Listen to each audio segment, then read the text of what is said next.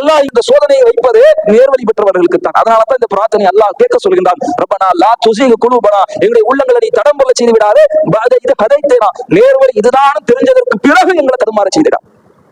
அல்லாஹ்வுடைய தூதரவங்க அதிகம் அதிகம் தம்முடைய வாழ்நாளில் கேட்ட பிரார்த்தனைகளில் இரண்டாவது இடத்தில் இருக்கிற மிக முக்கியமான பிரார்த்தனை என்ன?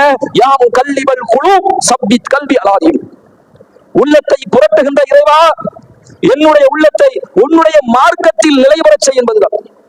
நான் விரும்பி என்கிட்ட தடுமாறிடக்கூடாது, என் ஊர் உலகத்திற்காக தடுமாறிடக்கூடாது, என் சொந்த பந்தத்திற்காக தடுமாறிடக்கூடாது, செல்வ வளம் என்பதற்காக தடுமாறிடக்கூடாது, எந்த நிலையிலும் என்னுடைய வாழ்வில் தடுமாற்றம் வந்துவிடக்கூடாது. என்னுடைய உள்ளம் தடுமாறாமல் உன்னுடைய மார்க்க வழிமுறையின் அடிப்படையிலே நீ நிலைப்படுத்து, என்னை உறுதிப்படுத்து என்று அல்லாஹ்வுடைய தூதரவர்களே கேட்டார்கள் என்றால் நாம இம்மாத்திரம் நாம எந்த நிலையில இருக்கிறோம் சிந்தித்து பாருங்கள்.